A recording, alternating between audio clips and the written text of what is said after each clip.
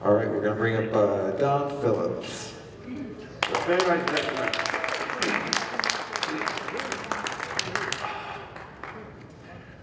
Okay, I know nobody here probably knows who I am in this part of America, so what I'll just explain. I'm a producer and director of a TV series that I'm actually making at the moment called American Supernatural Uncovered. I'm also a paranormal investigative researcher. So today, you have to excuse my voice, I've got a very thick throat, which is not ideal obviously. Today I want to take you on a journey, which is the journey that I've been on since I got involved in paranormal. I'm hoping you find this extremely interesting. What I'll say is if anyone's got any questions during this presentation, I know we've not got any mics, but I will come to you, okay? Okay? Yes, Don? Come on, guys. There we go, come on, okay. So, first of all, just give you some kind of brief outline. That's my company, Raven Media Productions, and we'll just run the intro and give you just some idea about who I am and what I do, okay? And then we'll talk about that afterwards, okay? Don Phillips' reputation and following is growing fast, gathering attention both within and outside the UK, within the paranormal research circles and communities. Inexplicable events coupled with their uncanny frequency under the ever-watchful eye of Steve Mirror are helping Don Phillips become possibly one of the most significant names among paranormal researchers this century. Nick Lockley, journalist for the Mirror Group, asked to join Don Phillips on one of his investigations. I came here with a totally open mind, I did, and Don's right. There was a degree of skepticism. What I can say is things have happened that I can't explain. I'm hoping when everything's put together that more sense can be made. One thing that I will endorse now is Don has been absolutely open to the point of a fault. There certainly is nothing going on here, and at the moment I am struggling for answers. The one thing that isn't in doubt is that voices have been captured. That is a fact, and that is a fact that our readers will hear for themselves. Down to meet with Don Phillips during the investigation. Quite a long drive ahead of us. Looking forward to it. It's going to be certainly a little bit different, this. Rarely am I involved with just paranormal investigation. I'm usually going in there to rationalise experiences as best I can. And that's exactly what I'm going to be doing this time. Meeting up with Don Phillips, and together we're going to try and solve a couple of the mysteries that have been baffling science for a long time. And that is, does paranormal phenomena exist? And can we find evidence to suggest it's real? Well, that was the strangest thing yet. I said my goodbyes. Don asked if anybody wanted to say farewell. They were recording. Well, I won't spoil it for you. I'll let Don play it now. This was the results.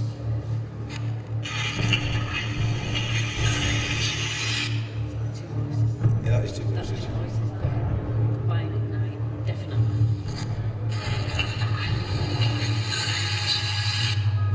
I definitely couldn't hear the words good night, goodbye.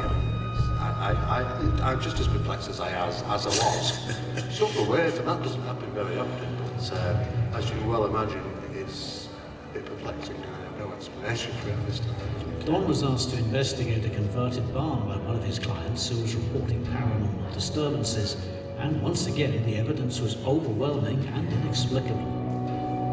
Okay, so earlier we heard a few voices. We heard from Andrew, we heard from Maggie, we thought it could have been Maggie. We also heard that Darryl not only fears for his own safety but also his family. This is the kind of effects and emotional trauma that people go through when they experience a genuine haunting.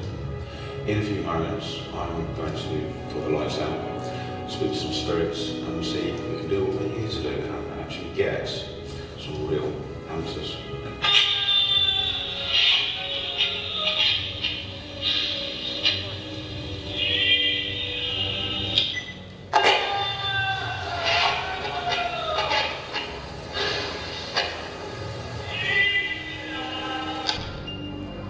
Reverend Lionel Fanthorpe is also convinced of Don's effectiveness. A having studied the field for more than 50 years and being former president of the Association for the Scientific Study of Anomalous Phenomena. Don certainly seems to have a unique ability in this area, and having, as I said, worked with many psychic mediums over many years, I'm sure that what he is doing is absolutely honest, and I look forward to investigating his communications as well as whatever entities he may be communicating with. Don's reputation spread had caught the attention of Ben Edmund Jones, who was promptly invited along to a public session. Marie Chamberlain, one of Don's team members, describes to Ben her first experience of working alongside Don. Black Lion in Northampton. It was about 2, 3 in the morning, I can't remember now, it's been a long time. And it was just me and Don in the whole building. And this is the first time I heard of Becky. And I heard a complete conversation between Becky and Don. Absolutely gobsmacked I was.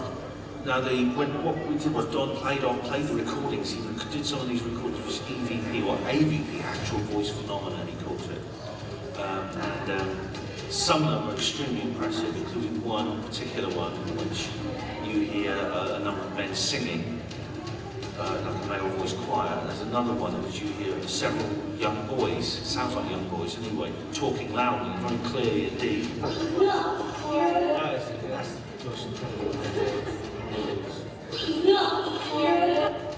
Extremely impressive. And I was actually there when that was recorded. I can assure you there were no noises, no sounds coming in at all. At that time we were all sitting there quietly with Don was pressing the record button. Renowned parapsychologist Steve Merrer's first encounter on location with Don also left him with more questions than answers. He was listening to what he believes is some type of communication from the spirits. And of course, what's happened, the result of that is that Don not only picked out the right envelope, he also picked out the correct item that was in it. Well, you know, it was an extremely difficult test because I didn't just pick one envelope, I bought 3. You picked one envelope from the 3, and not only you picked the right envelope, it's also the right picture in that envelope as well. So statistically speaking, I couldn't even calculate that. It's phenomenal, it really is. And that was quite remarkable. And the results were, as far as I'm concerned, quite amazing. And the experiment was conducted, witnessed by a third hand, and I don't know how to explain that. We're going to have to obviously conduct more tests. And all in all, with the photographs that we've got, the video footage, and the strange things that have been going on at this location,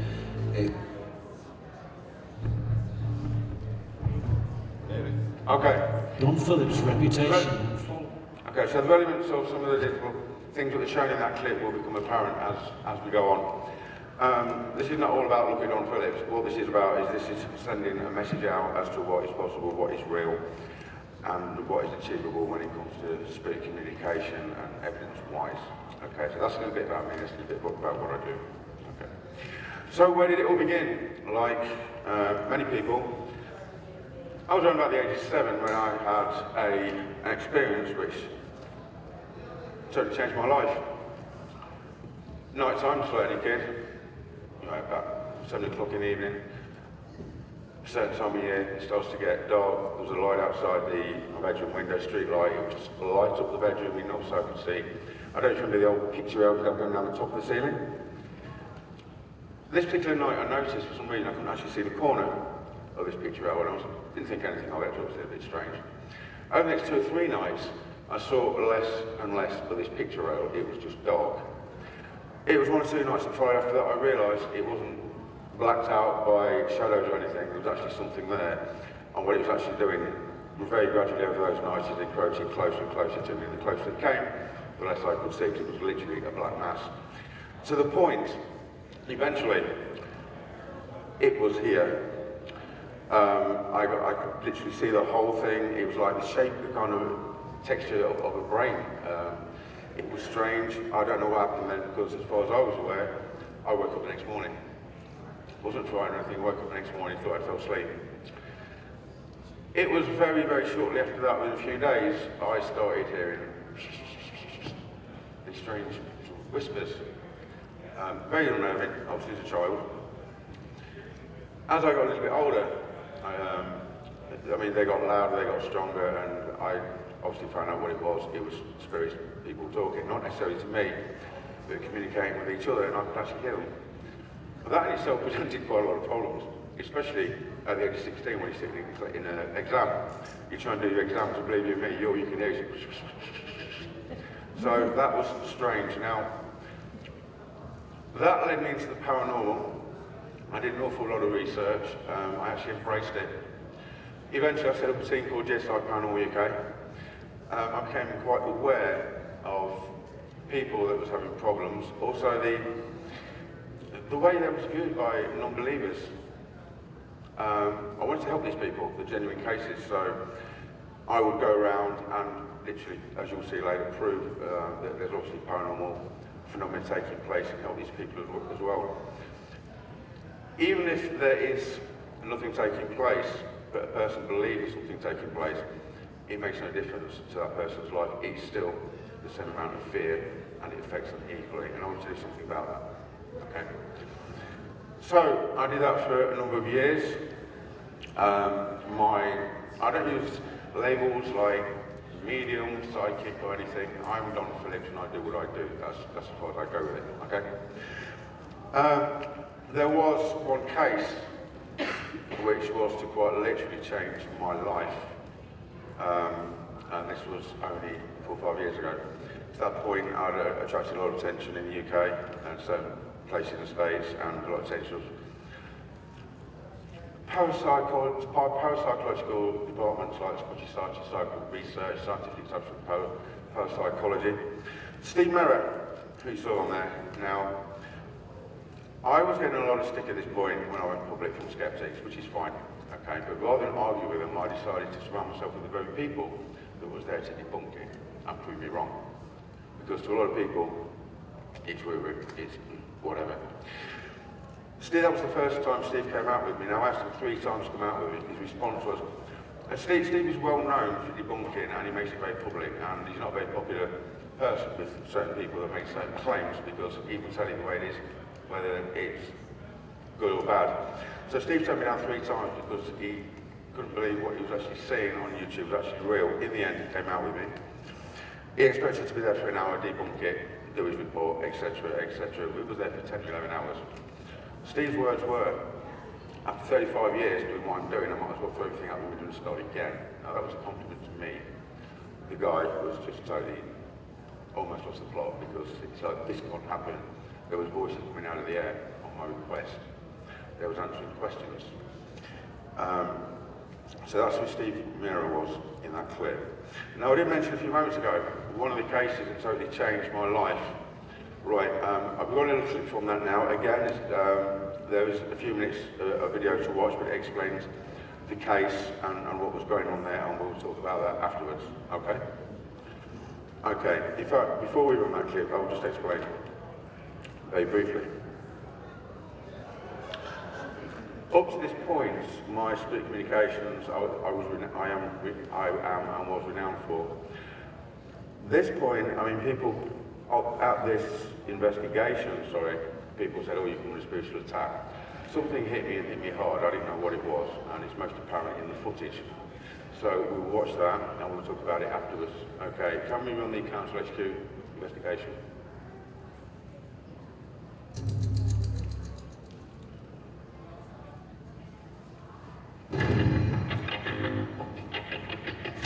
This is a Tonight, documentary. GSI Oldby faced their latest mission.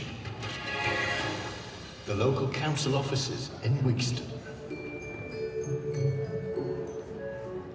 This former Victorian family house with its winding staircases, nooks and crannies is a ghost hunter's dream. And Don and his crew have volunteered to help some spooked council workers. Upstairs, you can hear children in what was the nursery. When you open the door, the voices stop. Backstairs, by the shed, we've had babies crying, children playing. People have seen the Grey Lady. One of the servants' children fell down the back staircase and broke his neck. You can hear that sometimes. I'll have a little walk around, see where it feels strongest, and then invite the spirits to come and join me and speak to me. Okay, I was through with Channel 4 for a documentary. The cameraman, he'd been for a long time. We just having a general discussion about him being tired and needing a break, and then Paul, as far as I'm concerned, on me, all hell let loose. Okay, can we do that? Okay. You mate, need a coffee? Is your faggot ready? Yeah. Jet lag kicking in. Yeah. Yeah, I can tell.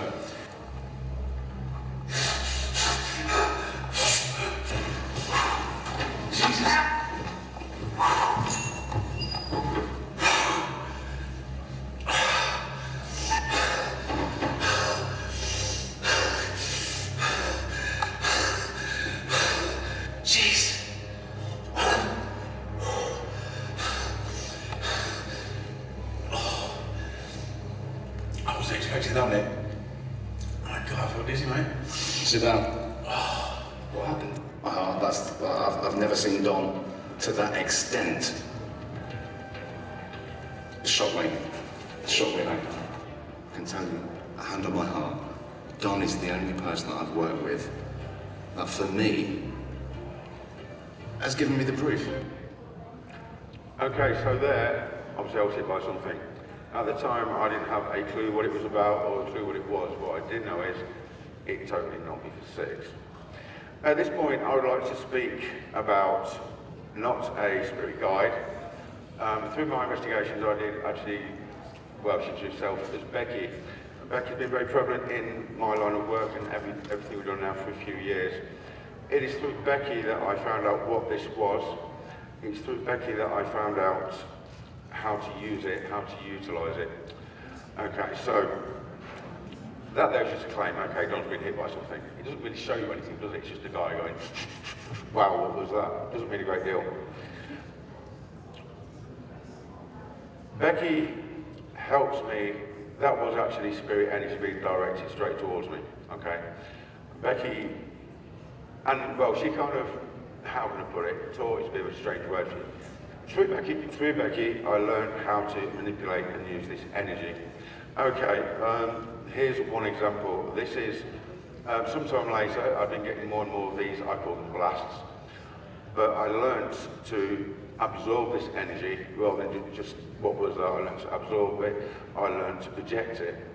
And here's one example of, this is sometime later now. It's the same energy, okay? And this is where we're starting to go with it. Can we run Rod 1, please?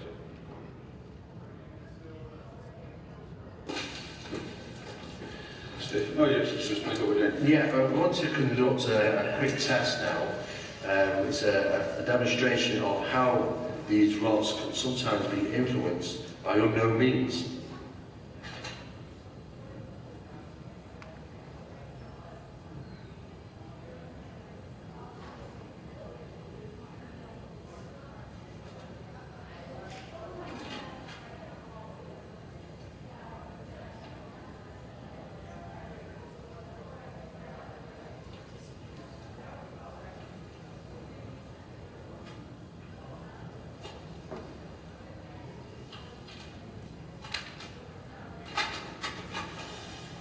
At this point, I learned how to use it, but I was still finding it very hard to do in actually forcing it out. Okay.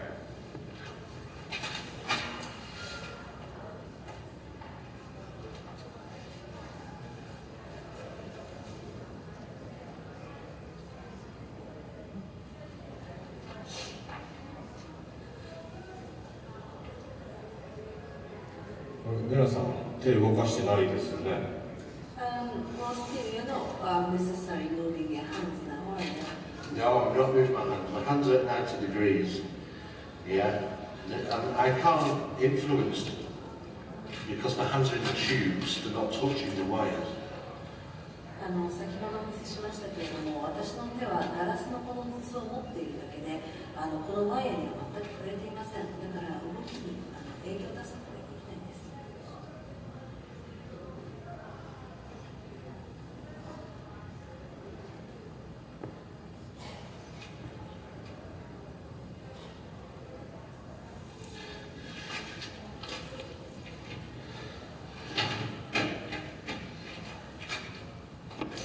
These rods, dowsing rods, have little tubes on them.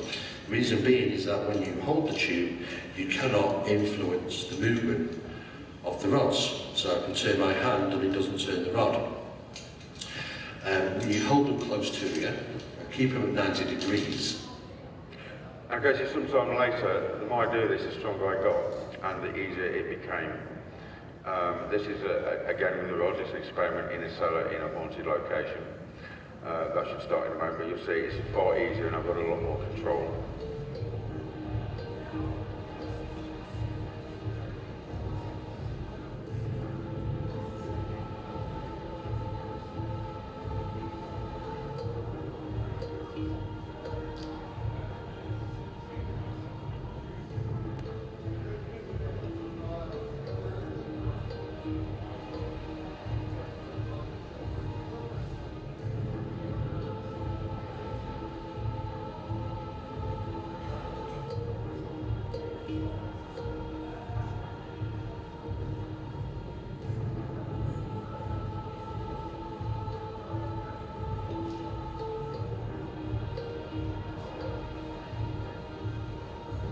That when you hold the tube, you cannot influence the movement of the rods. So I can turn my hand and it doesn't turn the rod.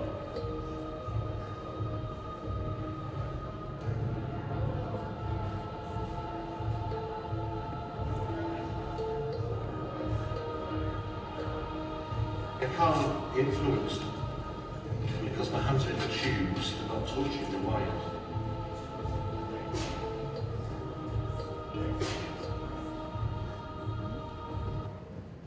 Okay, so obviously there's a progression there from previously. Don Phillips' reputation. Okay, so again, the more I do it, the stronger I got over time.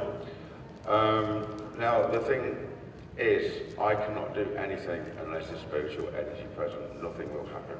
I can try as hard as I want to manipulate the rods or anything, and nothing is going to happen, as you should see in the next clip. But as I said to you, through Becky and my relationships with these spirit people, I like to absorb this energy, hold it, and really project it. So you might find this next clip, well, you'll find it quite a contrast how far we moved on, even from the last two. This will explain what's happening at the beginning, where there's nothing happening. Becky said, I could feel a build-up of energy. Now, it was a portal. The portals are absolutely totally real, and believe it or not, I've got a photograph to show you at some point, a proper photograph of a real split portal. There was a build-up of energy, I knew that one was coming up. I said, Becky, if there's a portal about to open, can you say the word portal? Another investigator called Cassandra, he'd got his parabolic microphone on. He heard her say, portal. When it opened, I got this massive rush of energy and all hell let loose. So can we now run rods too, please?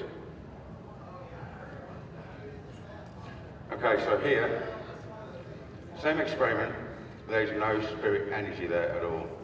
Okay? So I'm trying the same thing with absolutely zero effect. As you can see, that's pretty much what you'd expect, okay? Then, well, so explain yourself. Just managed to catch something quite interesting on the camera, because Don's actually declared that you can feel something happening. Got Steve to get on with the manuals very, very quickly, and moved towards them. I've never seen anything like this. It's as if they flew back from it. You see how this energy, doesn't it? Yeah, just pulled off the car up.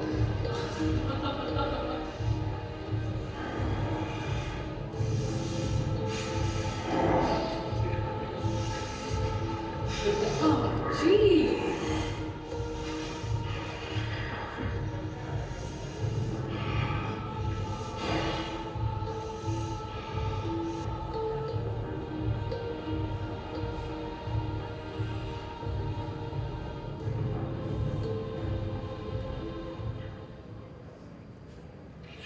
Well, as I said, the rods were in my hand, I wasn't moving them, they were flying all over the place. Don seemed to be manipulating the rods. How? I have no idea what was happening. But he did say that there was something about this energy, that something was actually going to happen.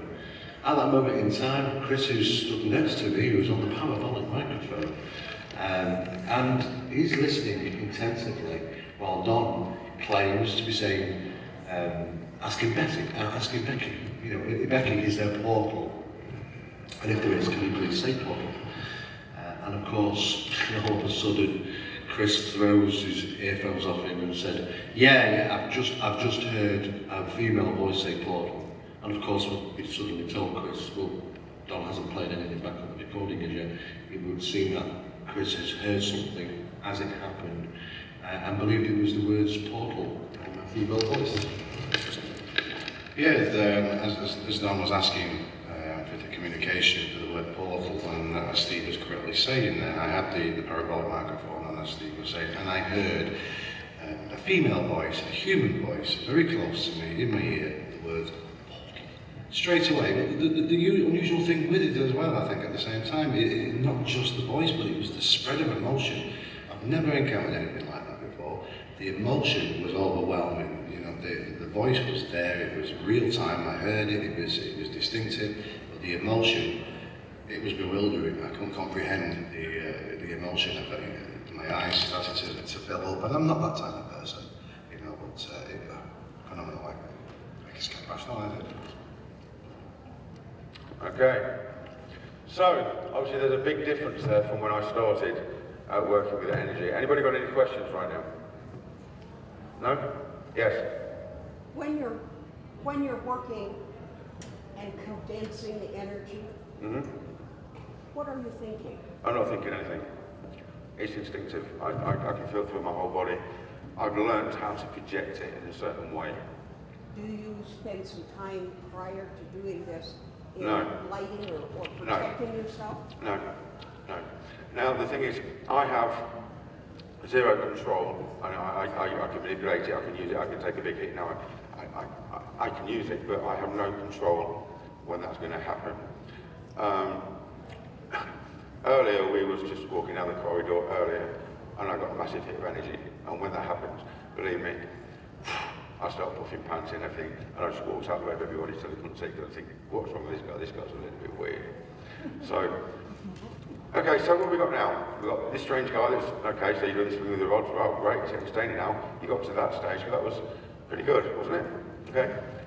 And what? What's the point? There's got to be more point to it than that, yeah? I was talking to Becky a short time afterwards, and I was asking her questions. Apologise for the voice again, people. Okay. And the line of questioning was about healing. I said, Becky, these spiritual healers, do they do the healing, or is it through you guys? I was researching, that's what I was doing. And Becky said, you can. You can? Wow. Okay. What? I can heal? Okay, I was sceptical. Although, I've got to say, Becky never's been wrong about anything she's ever told me over the years. In fact, I pretty much run a lot of my life by her, what she advises me. And I thought, how does this work? How do you just think, yeah, I can heal people? What do you do? Just get straight and say, hey, I just put my hands on you? A bit freaky, that, yeah. What I didn't know is, this would automatically... Sorry, can you just get me water off the bat there? Well, I had no idea how to heal, I didn't know if it was possible. I'm like, okay, the energy thing's fantastic, but yeah, I was a little bit confused at that point. What Becky didn't tell me. Here we go. Before I stop sounding like a Dalek. I think I'm on my way already, I know. What she didn't tell me, what I didn't realise is this would automatically be there when I needed it to. Okay. I didn't have to, thank you, sweetheart. But that's Patty, that's my fiancée, she's great.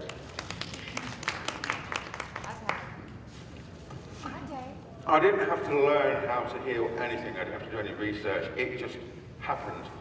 And I found out by accident. Like many people, we had a cat, this cat liked mice, it used to bring mice in. At the time we got the mice in, there was either beheaded or totally dead. This one particular time, now bearing in mind, I know what this energy feels like now when it starts, okay? I'm quite familiar with that. My daughter brought a mouse and says, Daddy, the cat's killed a mouse. This mouse was, thank you. This mouse must have been so close to death, it was very lukewarm, and it was to the point that the fleas were leaving its body, and as you know, if that happens, that's generally game over. Okay. It was also looking very, very, very manky. For some reason, I put it in my hand. While I'm holding my hand, I felt this energy building up, and I put my hand over it. There's no sound in this clip at the beginning because I started puffing and panting, making strange noises because the energy is very, very strong. What happened then shocked me, which it probably will you. Now, there was this mouse, there was another mouse, and then I progressed on from mice to animals and eventually people. So, can we run? This is the first time. Is the one there that's called mouse? See if it's the right one. Yes. Okay, so you'll take note from this, the condition of this mouse. Can you just pause that for 1 second?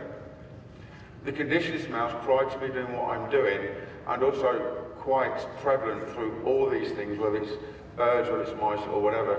When I've done what I've done and they appear to be healed, or certainly feeling a hell of a lot better, they don't seem to know where they are or what they are. It seems to take a few seconds for them to suddenly like, I should be here, and the mouse is trying to run off and everything. But prior to that, it's just sitting there very, very quietly. It suddenly gets this realisation, why am I sitting in this dude's hand? Okay, so this is what's going to happen on this one, as you'll see.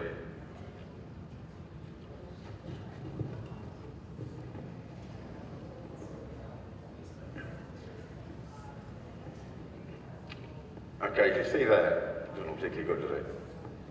Okay.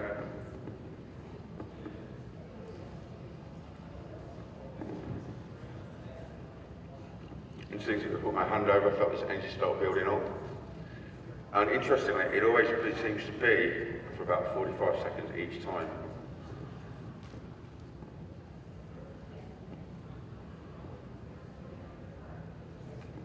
All this time I've got this energy just flowing through me, okay? Then I felt it move.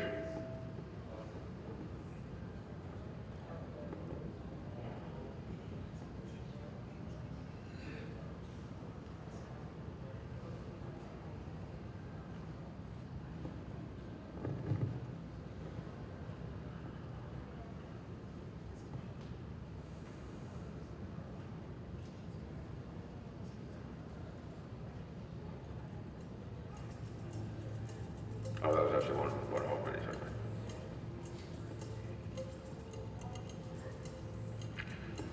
This mouse is now in absolutely pristine condition. At this point, he doesn't know where it is. He's conscious, he's got his eyes open, it's just sitting there. Like, oh, this is nice. Okay? So that's it now. And you can see by its fur now, it's all nice, it's all nice and shiny. That's from before. Then it suddenly realises he's a mouse and he shouldn't be there. I'll just stop stroking him as he comes round. Oh, there we go. So that's that same mouse, which was not looking good, just a minute and a half earlier.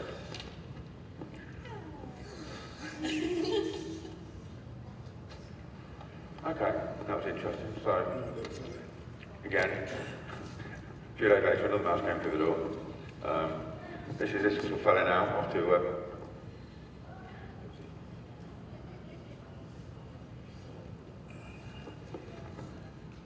there he is. Open either way. Okay. So it's just before and after. So we've got another. This is the second mouse. We're not doing an evening of mice people, but this is just a few days later. What I should show you is the same thing when they come round afterwards. There's a few seconds where they just realise where they are or what's happening.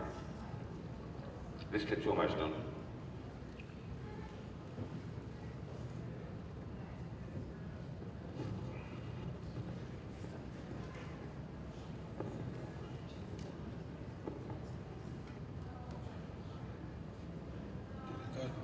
There he is, he's sitting there. That's a wild mouse. You don't know where he is, does he? He's just...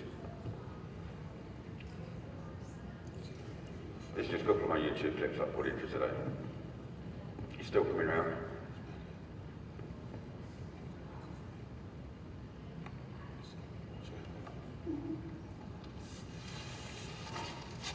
Okay, another happy ending. We like happy endings, don't we? Yeah, we do. Would you jump out?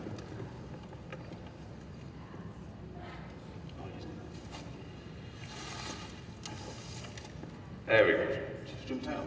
No, it's down there. He's on the edge of the wall. She did bring me another mouse in the following day, What's he? with no On the head. tree. My daughter, she's only small at that point. Emma, I think that might be pushing it, so we didn't even try it. There we go. Okay. So you can see there's a gradual progression in this story from me getting that initial hit, learning what it was, learning to manipulate it, getting stronger and stronger, and actually then realising I can put this to good use. At this point, I don't know how this works. I still don't know how it works now. Okay. Then, excuse me.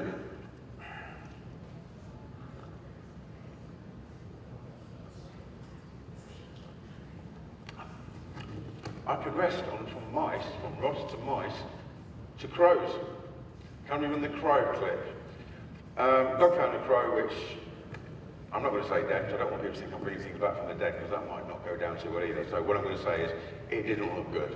Okay, again, it was getting nearly, it was cold. This is obviously a wild crow. They don't just lay there like this, if, you know, they're okay. So I thought at that time, okay, the mouse works. Let's try this crow. Yeah.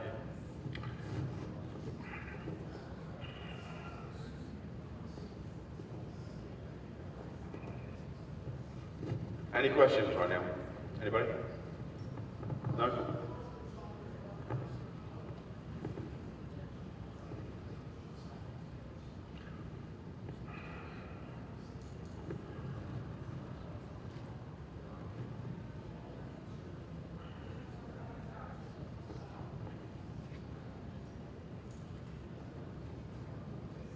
It was supposed to be about the same length of time again.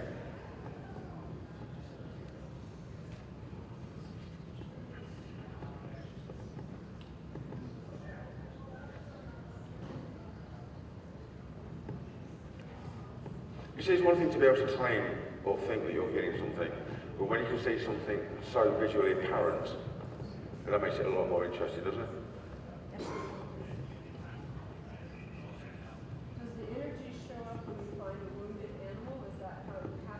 Sorry? Does the energy show up when you find a wounded animal? It's just, because you said the energy... It's just there when I need it. Okay. It just begins, I feel it building up, and I can feel it starting, and then I just wait for it to happen. Okay.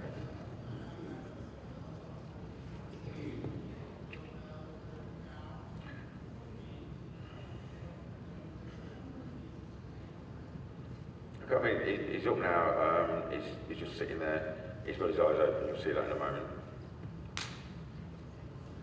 I mean, these are wild animals, you know, and you know what the thing is, unlike people, you can't, it's not placebo, you can't convince an animal it's suddenly feeling better, can you? You know?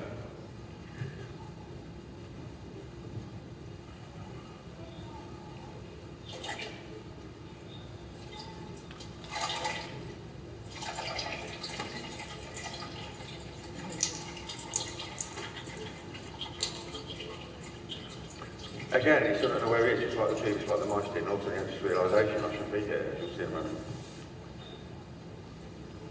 You're looking a bit better. Go on.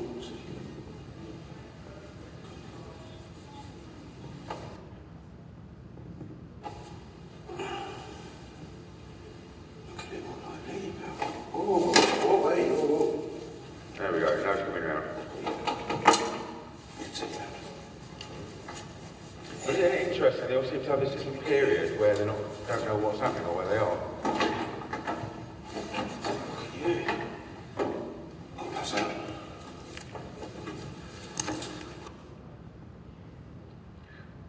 Now that's a happy, much happier looking fella. Again, I get a lot out of this, obviously, because it's a wonderful thing to be able to do. How far can we push this? What's the limitations of this? Mice, crows, what's next? Obviously something a little bit bigger. So, I was shooting for the documentary at L.L.C. I haven't got the footage of this. Me and Patty went into the store, and there's a guy there called Hank, brilliant guy, the old creepy janitor, you wouldn't mind me saying that, would it? And I looked, and look at this couch, his dog, he's got a little dog sitting there, and it's just sitting there, it's just going. That's all he's doing. I said, Hank, what the hell's wrong with your dog? The dog had had a stroke, basically.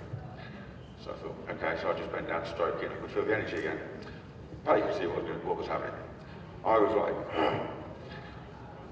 within 1.5 minutes, that dog was running around the store like there was nothing wrong with it whatsoever, and he'd been like that all day. The vet couldn't account for its miraculous recovery. Again, so that's a major thing. Then because of that, Jennifer, where's Jenny? Come up here. You can talk, I need a break. Really. So Jennifer had, oh that's actually the wrong bit, but you come up here anyway. Okay, so we'll put you to one side for a second. Okay. So this is another dog. At this point, actually, we're going to see Jennifer's husband. Now, this was a major deal for me. I'm going to jump backwards and forwards on this clip. He got a very bad heart condition, and that obviously is very, very serious, and it's not something you want to be messing about with, is it? So I did some stuff to Bob, which was quite interesting, wasn't it? After that, Tim turned up with his dog. I thought, oh my God, we've got an open surgery going on. Very, very bad liver, very poorly, very lethargic, in pain, not happy. So this clip's, some of these are out of focus. He said, will you try it, Don? I said, yeah, okay, you know what, I will try that. I wasn't convinced about this initially because I'd done it after I'd just done some stuff with Bob. And I feel really drained afterwards, I really do. So this is just a little bit of clip with, first of all, Tim and his dog. If you just want to run that for me.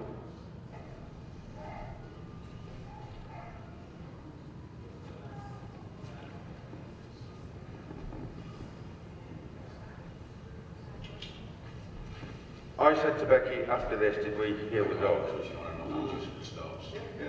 No, we didn't heal it, we took away its pain. And that's something else I'll come to in a moment. And I've never done one after another either. As well. I can't do anything till the energy starts, so I started on the dog. Nothing was happening. I said to him, I'm sorry, I can't do anything for 20 minutes. And I went to walk away, and boom, there we were. So, remember? So we just pounced on his dog, and well, it was a little puppy after that, wasn't it? So yeah, I'm waiting for the energy to kick in. Okay. This dog was like this at the house for at least 2 hours. Didn't do anything, just leave At this point, I'm saying, Tim, I'm sorry. I've got to be honest with you, there's no point in pretending because we want results. All right. Absolutely. I said I'll come back in a few minutes and try it, and then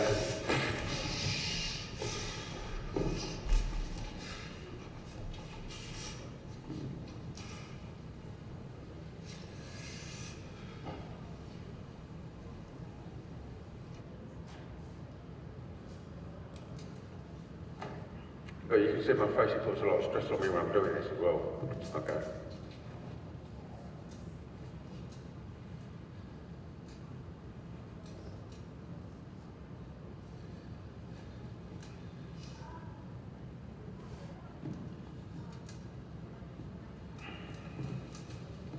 Again, you can't convince an animal that it's feeling well.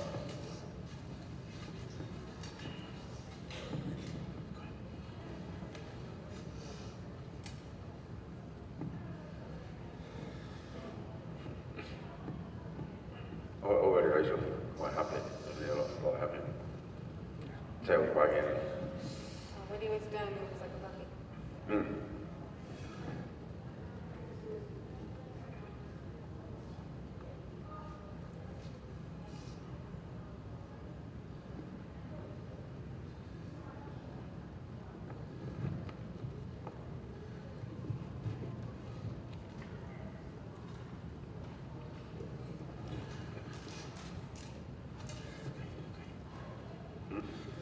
Oh yeah, and she was a service dog as well.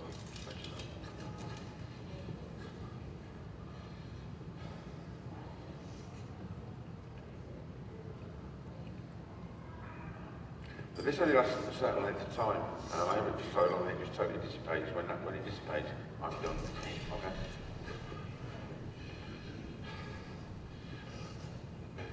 I'm hoping, little pal, that might make a little bit of a difference, but it's no hotel. I know.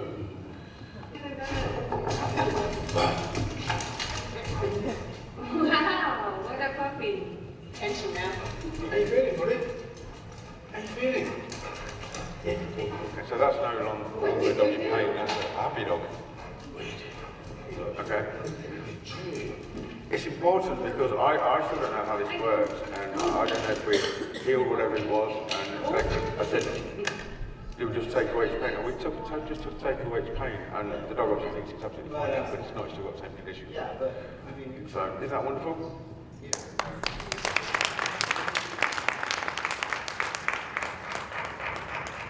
Then, actually it was prior to that, oh, hold on. And you were working with Bob, I mean, he was laying over there, he wasn't being engaged or anything like that.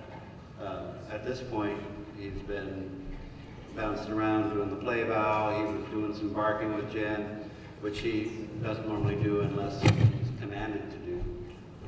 So, it's a different dog right now. I don't know if you spell it, if that's how you spell it, but it's not, is it? No, I don't think you would. Okay, so just pause that a second. Hello. Okay, just pause that. So this is Cheyenne. Now, from what I understand and what you told me, Cheyenne should not be walking at all on 4 legs because, well, you can actually explain what's happened. She tore her. Hold on, close it. She tore her CCL. And so the doctors told her with her age, she couldn't have the surgery. So she would basically be walking on 3 legs for the rest of her life because she's almost 14 now. Okay. So, having heard of what I did at the Brookdale Lodge with Hank's dog, you said we can have a go at Cheyenne, didn't you? So that's what we did. Okay, can we run that?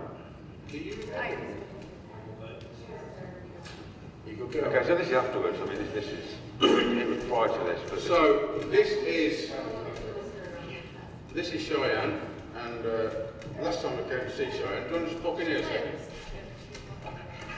Go on. Bend down. Cheyenne! I'm the kid. The vet said that should not be possible with the condition she's got. I think she's still walking on that leg. And a torn cruciate ligament. Say what? Torn cruciate ligament. Can we turn the sound off? And then she's too old to do surgery. Turn the volume up. No. That makes it more significant, wasn't it? Because now she's walking with it. Now she's When it's torn, they won't put any pressure on it, and now she's putting pressure on it. Can you bring her back? I'm trying. So, just get this right. It's still torn, but now she's putting pressure on it. Yeah, so she's walking with it, so she's learning to live with the tear. But you know, ordinarily, she wouldn't be walking on it with that tear. She would be like this all the time. Yeah. Wow, that's quite. Like she was when you got her. When I first- She was bouncing on 3 legs. Call her lucky. There was a basic difference when I was somewhere and I came back. Because before she was holding. It was right up here. Yeah. Wait, no, it was that instant, wasn't it? And when you did it, she was putting pressure on your hand. Well, I put my hand underneath. Cheyenne. I can feel her putting her foot down. So, Cheyenne. Cheyenne, it was Jim. Jim was here. She stood up on a ladder, but she's putting her weight on. So sorry, I was so amazed watching him. I forgot the video. When he did it, she was putting pressure on his hand. Because like I say, she was walking around with a tripod before that. And then when I came back, she was walking on it. But medically, even now, she should not be walking on torn ligament on all fours. Right. Absolutely, with the damage, you know. And that's what the vet said. She's got to be away from 3 legs. Yes. Unless she Again, had the surgery. very, very significant. Absolutely. She's too old for the surgery. She's too old for the surgery. Right. She's 14 now. Look at her at 14. Yeah, not bad. Not bad. Not pretty good. So it's been an interesting day. That was just afterwards. That's literally just as soon as I'd finished. She's still got a slight limp, obviously, but there's a distinct difference between a slight limp and a dog walking on 3 legs like this. Okay, so again, absolutely fantastic. Okay. Where are you going?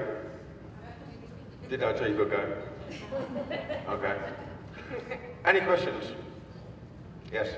I noticed that first dog was, he turned around and looked at you while you were doing this. They feel it. They do could feel it. And he had a look of trust in his eyes, kind of question and then trust. And You could tell you were doing something. The animals seem to feel what's happening, and it must be very soothing for them, because before we had a wild crow. These are wild animals, wild mice. They don't sit there while you're doing that. The first chance they get, hey, we're out of here. So there's this kind of period, it always seems to be the same amount of time, where I don't know what it is. They just seem to, whatever's happening during what I'm doing, they start to come out of it. You know. So again, interesting. Okay. Jennifer, I'm suppose seriously going to sack you right now. Where are you going? Get back up there. Do you know what? The animals are... Okay, so in between that, obviously, can you just talk about Bob? We've already spoken to Bob, so we've got his permission. He's quite happy to put this forward. So Bob's had a pretty bad heart condition. Okay, can you just explain to the audience? He's AFib. Can you hear? Okay. Go on the other side. Go on the other side. Go around the other side. Okay. Okay, so he has AFib. That's bad. And yeah, and we just learned about it when Dawn had come by, and so we were still working with trying to get the heart and the blood pressure down and all that. So I was checking his heart daily and blood pressure a couple times a day. And when Dawn came by, we checked the blood pressure, and it was really high, and his heart rate was really high. The hospital couldn't get it below 100 after trying for how long?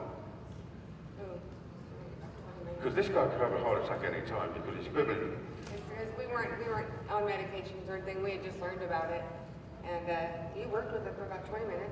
Yeah, but he also felt, what's the pain that he felt there? What was that pain? Fluid in his lungs. Fluid in his lungs and everything. So, no, this is different. Okay, we've done rods, we've done mice, we've done crows, we've done birds. My God, how do I feel about this as a person? Now, it's the sort of thing I wanted to try, but I had difficulty, and I never went to approach him and say, excuse me, can I just try this? Because you feel a little bit weird about that kind of thing. But then Jennifer approached me, I gave it some thought. I said, you know what, okay, let's try and do this. Now, which clip is that on? Have we got one called Bob? Bob. There he is.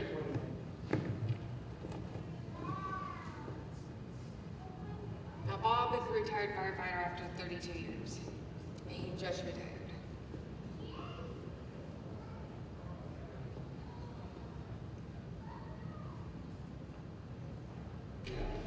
Okay, Bob. Let me say, try and help you. Right. Doing what I do, which we're very into right at the moment. So, what's the actual condition is it that we're aiming to do something about or help here? It's called atrial fibrillation. Atrial fibrillation, okay, and that is?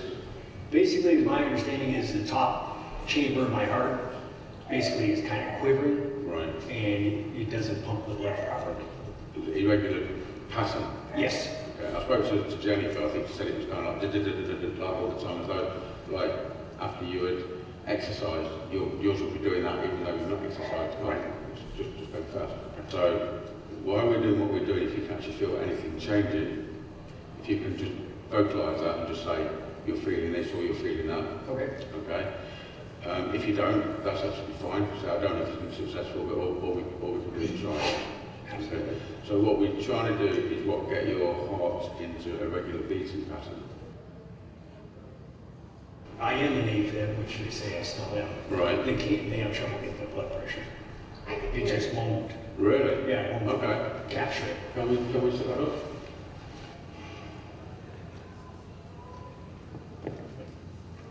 This is high. 125. Your pulse is 152. Yeah. Well, that was the average. 125. So you'd be over 110. Just resting. My blood pressure is good. At this point, your pulse is 125. But the pulse is really high. And that means it's beating really fast. So what it is the electrodes in the top of his heart, the left and right side did damage. So right. both sides. So if we try our thing and take it again and the pulse rate's down, significantly, that would suggest that something's actually happened. So when this is really bad, how do you actually feel in yourself? Usually what I feel is more abdominal pain. Originally I thought that was just my lungs filling up with fluid. Okay. Because I was having some difficulty breathing because of it. But I just feel Tired. Fatigue. Yeah, fatigue, just because the heart's not working properly. So like I say, it's very experimental. I don't know whether or not, but I'm quite happy to sort of give it a go. Yeah, So appreciate it. we'll try it in a few moments. Okay, sounds good. No problem. Thank you. Well, you would have heard that. At that point, there came a picture of a voice that said, I can help him. Now, did that mean help Bob, or did that mean help me to help Bob? And when I get this energy, I do get pumped pretty quick.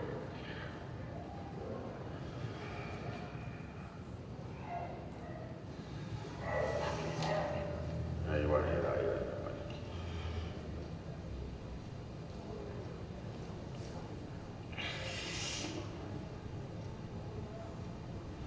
I think part of it as well is, whether it's an animal or a person, compassion is a very strong feeling, and you need to be feeling that while you're doing what you're doing, you know? Would you repeat that? So compassion is a very strong feeling, very, very emotive, and I think it's important that you're feeling that you do actually care as you're doing this, whether it be an animal or a person. You're feeling total compassion for that person or animal.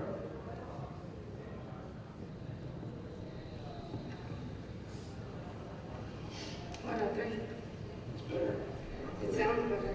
It's not as fast. So we've gone from 125 to 103 after the first service. Try that again, see if you get down. But it's still irregular. And this was after the second.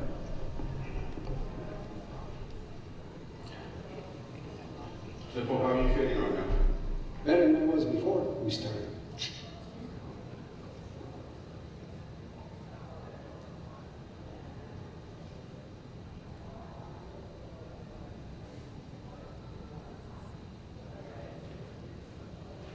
You're beating on. Yeah. It sounds normal. So at that point, Jennifer just said that's being normal. So now we take the reading. So we went from 125 to 103 to 95. 90.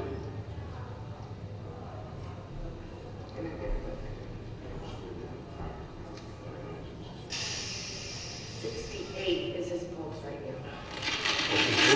68. 68. For the first time, That is like, got below 100. We're on 68. Really good. I'm getting used to being up, but I actually want to say this because I don't think we need to do that at this time. I'm going to try to look for that first. And also, the pain that he had here with fluid, that also disappeared as well. And now it's 68, so how does that make you feel? Really good. Yeah? that's an hour heartbeat. Yeah. It's probably better than mine. Give it some of this on me, isn't it? So during that, could you actually feel anything taking place? Because if you recall, I didn't say, can you feel it? I bet you can feel it. No, Well, that's the thing, I made sure there's no suggestion. I bet you can feel it getting I bet you stronger. feel better, can you feel this, can you feel that?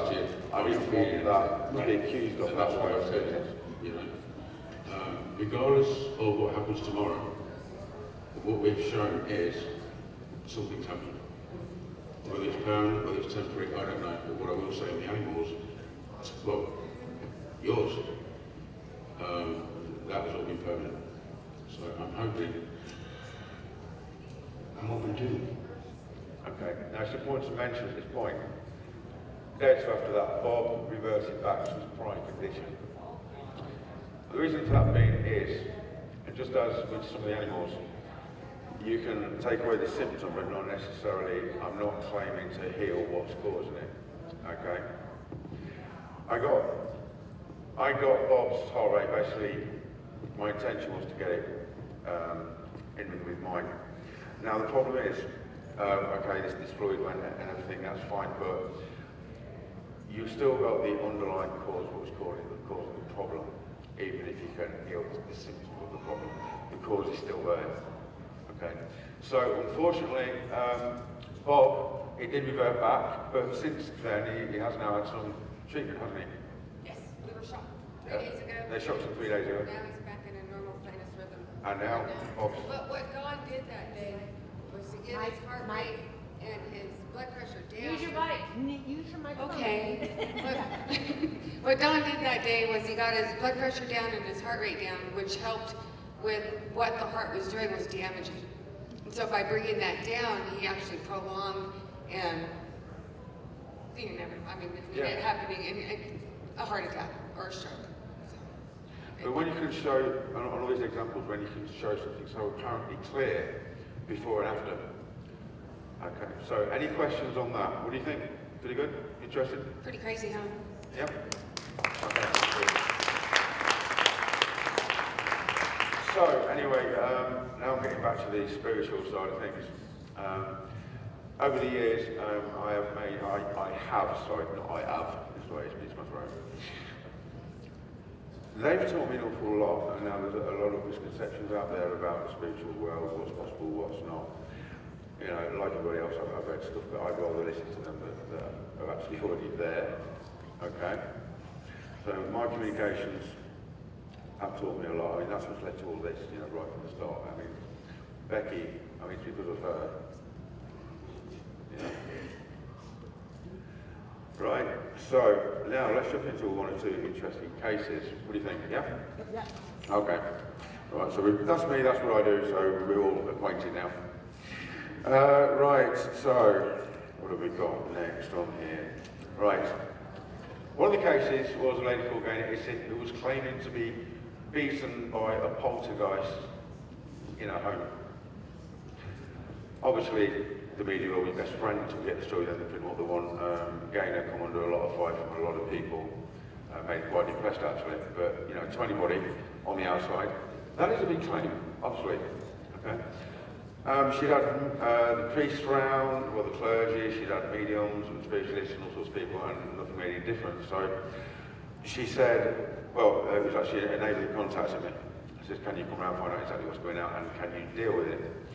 I said, well, you know what, yeah, I could probably deal with it, assuming there's something to deal with, because I'm not disrespectful to anybody, but often what people think is happening, they think on what is or isn't are different things.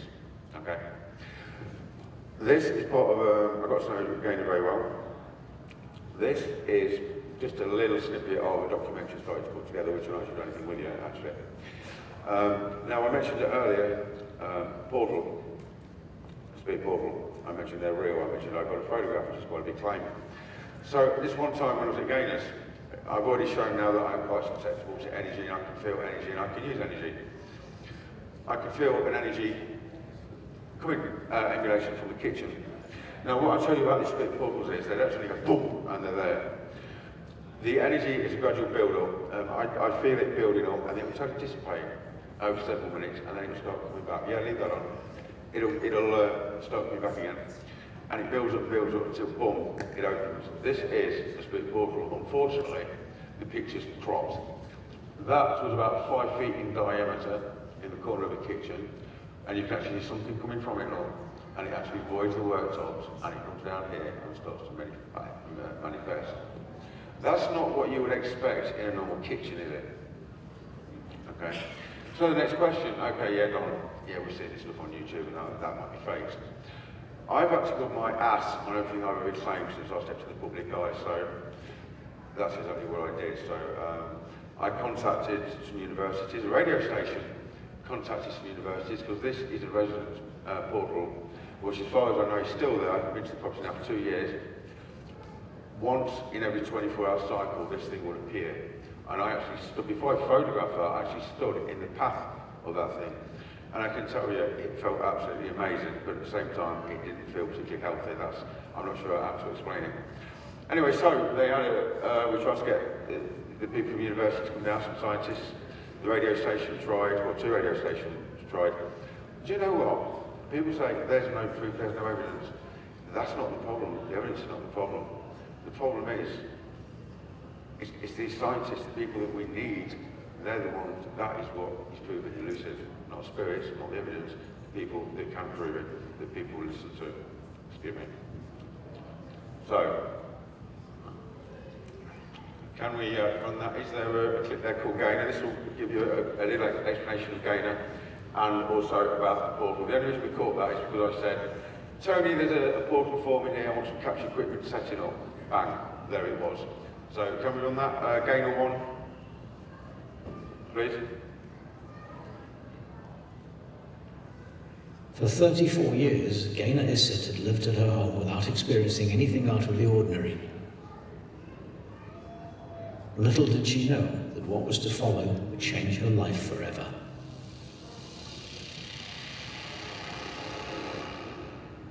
There were times when Gaynor would be banging on my door and I'd open it to find her in floods of tears because she was dead. Gaynor Issett believed her home was haunted and turned to Don Phillips for assistance.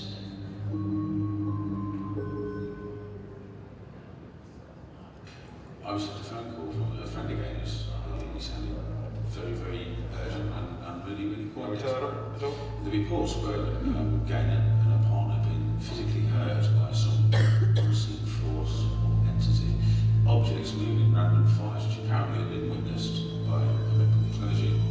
A few days later, I spoke to Gaynor on the phone and had quite a lengthy discussion. I came round, visited Gaynor and her partner, and we had a couple of very in-depth interviews. At that stage, I already knew that there was things, activity in this house. I could sense there was activity in this house and very, very strong spirit presence. It was a couple of days after that I rang Gaynor to inform me that I would take the case. Little did I know at that time that 3 years later, I would still be involved. When things began to get unbearable, I rang a few spiritualist churches for mediums to come out. A few came out. There were several mediums that came in, and they all seemed to contradict each other with what I'd been told, which didn't leave me with much confidence. By now, I didn't know which way to turn. It was a friend of mine who found out about Don. And this house is very, very haunted. The unexplained events continue to this day. Okay. I think we'll cancel that one. Don Phillips' reputation and Right, so I went round, actually, we were on national TV and everything about it because the Professor Chris French didn't believe her. I knew that there was certain things that I could substantiate on her behalf. One of the things was, on the investigation, I suddenly heard a voice coming from the bathroom, a female voice singing very, very clearly. Celine Dion, the theme from Titanic. I said, Tony, can you hear that? He said, no. I thought, maybe it was me. Guess what? It was picked up on the camera. That was played on national TV, and Professor Chris French says, it was obviously somebody walking by. Yeah, I don't think so, because I spoke to Yvonne, her name was Yvonne. I managed to contact her after that. She told me her name was Yvonne, and I complimented on her singing. But, again, was it someone walking by, as far as the rest of the world was concerned? Or was it a spirit? So, I decided we need to conduct some tests. So that's exactly what we did. And that hopefully will be on one of them. Is the second one there, number 9? Is it, Gaynor? I've been here tonight, looked at that particular photograph. This is the portal part first that I mentioned. Getting that checked out before it goes on to be one. Angle and position in that location, try and replicate the photograph. And in fact, there's been speculation many times, like, is it something moving in front of that photograph at high speed? Be it a camera lead, a strap, anything of the sort. I've done a number of tests tonight to prove that absolutely isn't so. And the photographs that you'll see during this investigation will demonstrate the fact that there's a significant difference between an alleged object moving in front of the camera and something unusual that Don may have actually captured on film. Yeah, we're in Gaynor's and we went in the kitchen. We were doing our normal checks of the areas, and Don walked into the kitchen, and in the centre he just froze to the amount of pressure on him. What he then did, he says, there's a portal here, Tony, get a camera here, quick. This black smoke appeared, and I didn't know what was happening at this time. So I said to Don, I says, we've got smoke in the picture, and I sent them three photographs, and on the 3 photographs there was a spiral like a whirlpool of black smoke that went up in the ceiling, and we found out that the pictures was taken so fast nobody could duplicate it. It's one of the the best pictures we'll probably ever have this century. What we're describing here with these three particular photographs is photographic one. It was a series of three photographs. The first one has an anomaly in the top left-hand corner. What we've done is we've eliminated the fact that that is actually not a cupboard overhang nor a cupboard door open. So, and it's also, if you actually look closer at that particular photograph, this pixelation is slightly different in regarding the anomaly, and that's simply because it seems to be closer to the camera lens. The second photograph is the one in question, which seems to be most significant, where it does seem to capture something, a drift on the photograph in the middle. You know, it's been speculated many times that could be a camera strap. In fact, we've also done a second test tonight to prove that actually isn't so. And the third photograph, which is really interesting, is that it does seem to be a captured movement of the actual camera. Now, between photograph 2 and photograph 3, there was certainly movement of the camera somehow, when in fact the whole area was locked off. So, a bit of a mystery. I'll keep going back to this boom, Don Phillips' record. There we go. Okay, so that's the portal part, okay. Is it all on the entitled gainer at all? Or did that actually end, or was there more to go on that before this one started?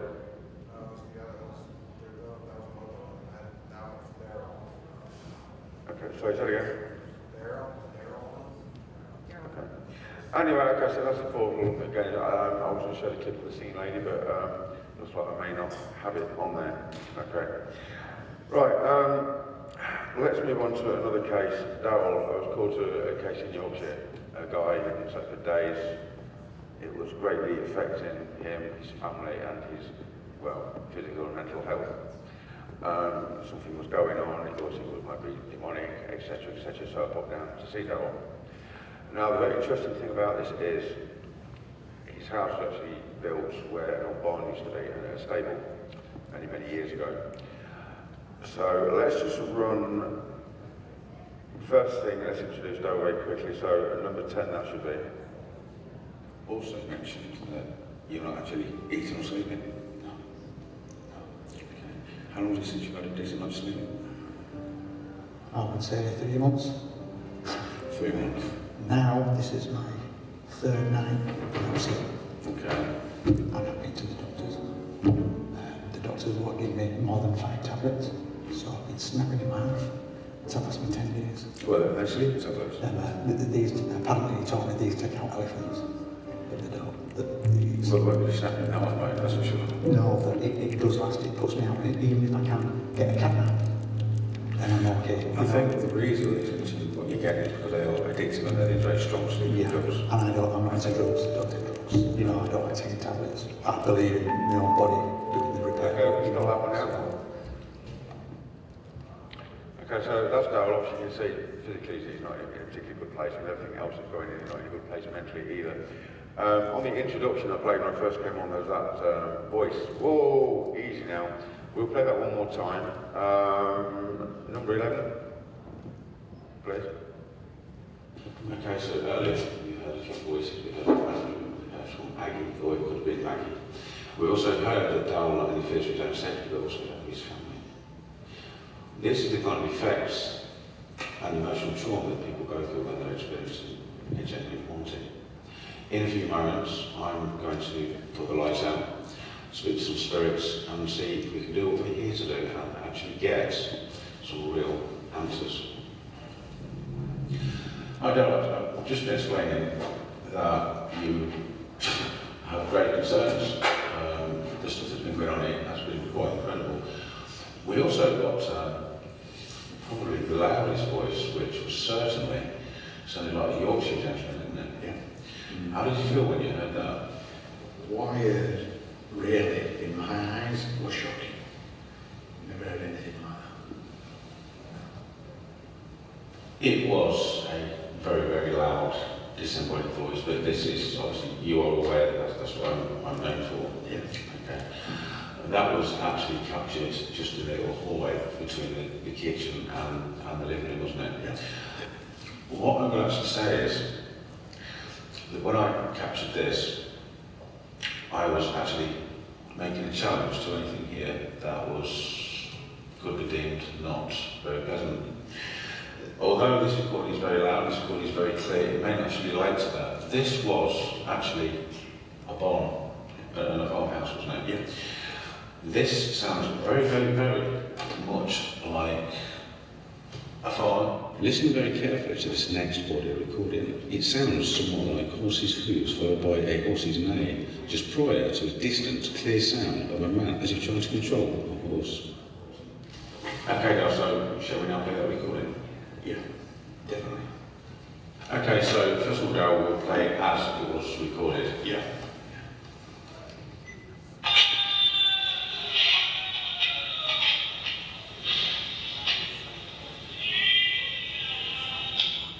Again. I know.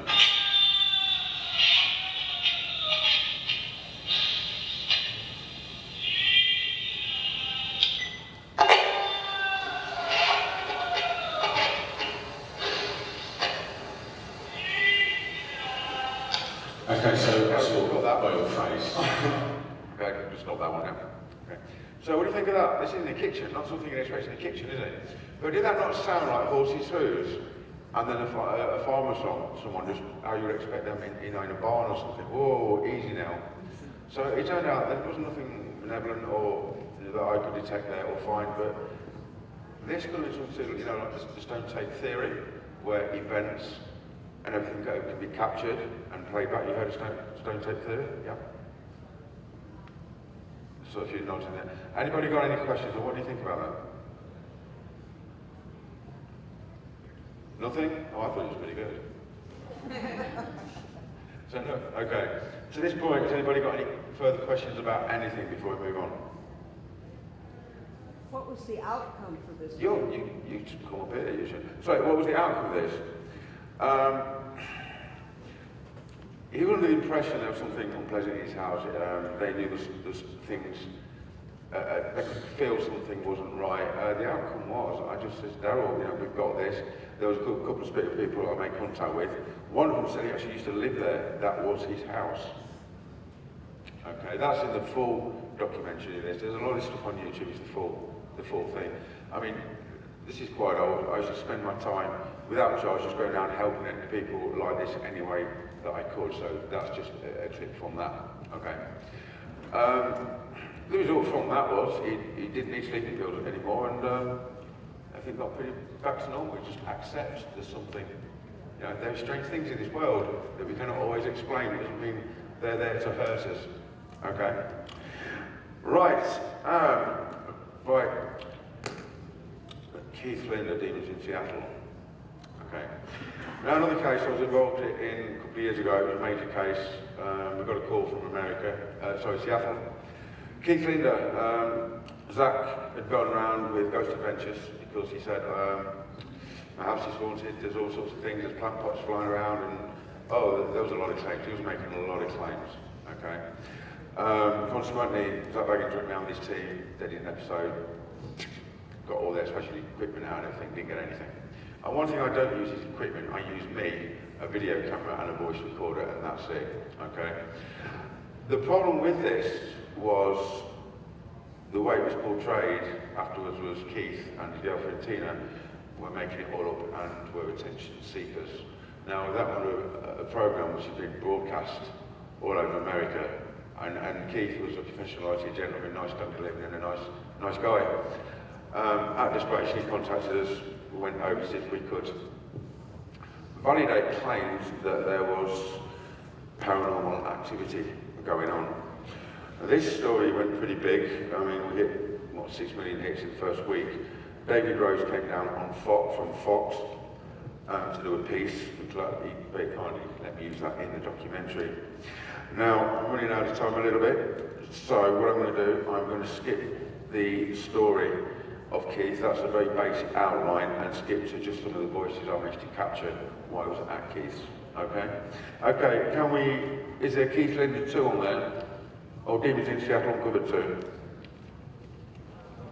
There's Keith 12 and Keith 13. Sorry, I won't be able to.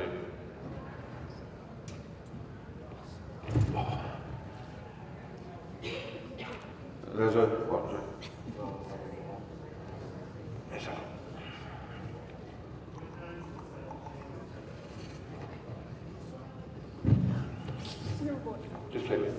Just hit that one.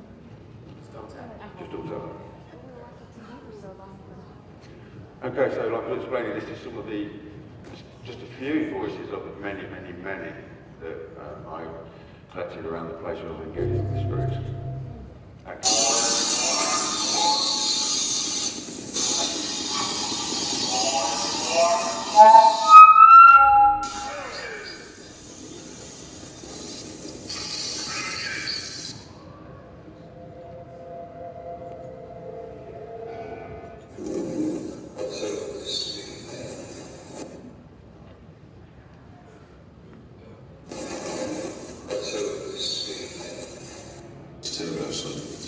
Is there any Irish gentlemen or ladies here?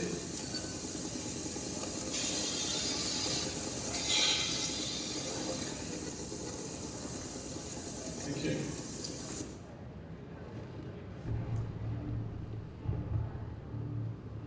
Don Phillips' reputation and following. That one keeps coming in, doesn't it? Okay. So that's just a few of the clips from Keith Linder. Now, Demons in Seattle uncovered, excuse me. The reason it was titled that is because obviously the original series by Ghost Adventures was called Demons in Seattle. So that's why I made my Demons in Seattle uncovered. The good news is the full documentary is on YouTube. I've just released it publicly. It's about an hour and 10 or 15 minutes, and I think you'll find it most intriguing. Now, I was going to see if maybe we could run this for anyone interested after the event today, so I might see if that's still possible. Okay, if anyone might be interested in that. Okay, so we're nearly out of time. What I was saying, like I said, I'm a producer director, obviously you know what I do. Now for me, there's a lot of shows on TV, paranormal shows, and quite often they don't represent true life, they don't. You know that, there's a lot of showmanship, there's a lot of not for entertainment purposes only, sorry, for entertainment purposes only and everything. So I'm currently making a series called American Supernatural Uncovered, which involves me with a much better voice and some of my colleagues traveling around America investigating cases. I think it's time people, and no disrespect to anybody, but there's a lot of shows out there, some good, some bad, like Investigators, some good and some bad. And the truth sometimes embellished. I think it's time that everybody could see something that they could actually believe in, that wasn't about ratings, that wasn't about showmanship. You know, what do you think?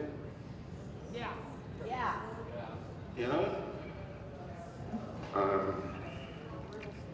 I like a lot of people years ago, I used to watch the ghost shows, and do you know what, there's a lot of people who've caught faking stuff and everything, and it's damaged the topic and the subject very badly. It's damaged. You know, if you, so what's your name? What's your name? Sorry? Sean? Okay. So if you had a paranormal experience in your house and you told people, you know, chances are most people won't believe you. You know, it damages the reputation of the subject, it damages, well, just the whole topic is so contaminated and damaged, and the waters have been so murkied over the years. I want to bring some credibility back into the subject. Okay, so that's what American Supernatural Uncovered is all about. We've shot about 4 or 5 episodes now. We've got another 1 or 2 to do, and then we'll be putting that out, pitching up the broadcast. So that's something for you to look forward to in the future. Something that you can actually believe is happening, something that's real, and something that's not about smoke and mirrors. Okay. Right, I will just very quickly say that if you want to see more of my work, I've got 2 channels on YouTube. One's called Don Phillips, and the other one's called The Supernatural Files, which is the main channel, which will be starting up again, well, in the new year, but there's some good cases, some good evidence on there already, so feel free to subscribe and watch The Supernatural Files, okay? I'm on Facebook, etc., if you want to find me. Anybody wants to speak to me, ask me any questions after, that's fine. Right now, I just want to thank you all for your attention and everything, okay? Because I think I'm done, okay? Ladies and gentlemen, Don Phillips. Thank you.